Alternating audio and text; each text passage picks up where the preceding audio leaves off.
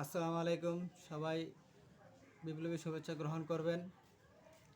আমরা লক্ষ্য করছি যে বিভিন্ন এলাকায় কিছু অজ্ঞাত ব্যক্তিদের উস্কানিতে গার্মেন্ট শিল্পে কিছু সমস্যা হচ্ছে। এই উস্কানি কর্মকাণ্ডের কারণে গার্মেন্টস প্রতিষ্ঠানগুলো চালু রাখা সম্ভব হচ্ছে না।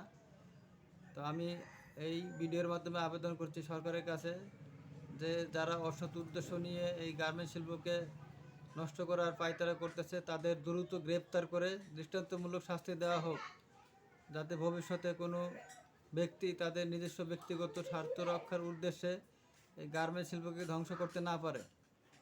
আর পাশাপাশি আমাদের যে সকল শ্রমিক নেতারা আছেন সকলেই সচেতন থাকবেন, যাতে কোনো ধরনের উস্কানি কর্মকাণ্ডতে কোনো শিল্প ধ্বংস না হয়, আমাদের শ্রমিকদের চাকরি যাতে না যায়, এটা খুবই গুরুত্ব সহকারে নিতে হবে।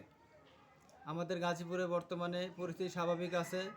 সকল শ্রমিক ভাই বোনেরা তারা কর্মস্থলে আছেন এবং কাজ করতেছেন এবং নিয়মিত ফ্যাক্টরিগুলোতে যাচ্ছেন। তবে লক্ষ্য করা যাচ্ছে যে সাভার আশুলিয়া অঞ্চলে এখনও কয়েকটি গার্মেন্টসে শ্রমিকরা কাজ করতে পারতেছেন না। প্রতিদিনই সেখানে কেউ না কেউ ঝামেলা করার চেষ্টা চালাচ্ছে।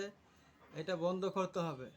সকল শ্রমিক নেতারা ঐক্যবদ্ধ হয়ে এই যারা অসৎ উদ্দেশ্য নিয়ে এইগুলো করতেছে তাদেরকে প্রতিরোধ করতে হবে এবং ওইসব ব্যক্তিদেরকে সেনাবাহিনীর হাতে তুলে দিতে হবে, যাতে কোনোদিনও তারা এই গার্মেন্টস শিল্পকে ধ্বংস করার দুঃসাহস না দেখায়।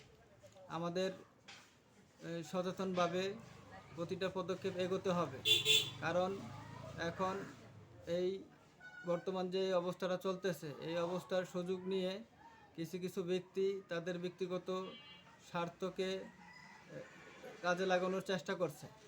আমরা চাই গার্মেন্ট শিল্প চলুক, শ্রমিকরা তারা কাজ করবে। যদি শ্রমিকদের কোনো সমস্যা থাকে তা অবশ্যই শ্রমিক নেতাদের কাছে গিয়ে বলবেন।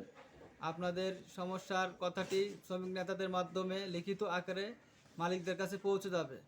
মালিক শ্রমিক এবং শ্রমিক নেতাদের সমন্বয়ে শ্রমিকদের সমাধান করাটাই হচ্ছে সবচেয়ে ভালো। কোনোভাবে উল্টাপাল্টা কিছু করা যাবে না, এটা আমাদেরই ক্ষতি হবে। এই যে 4-5টা গার্মেন্টস আসলে তো এখনও চালু করতে পারতেছে না।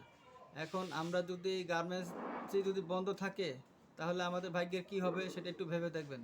ধন্যবাদ।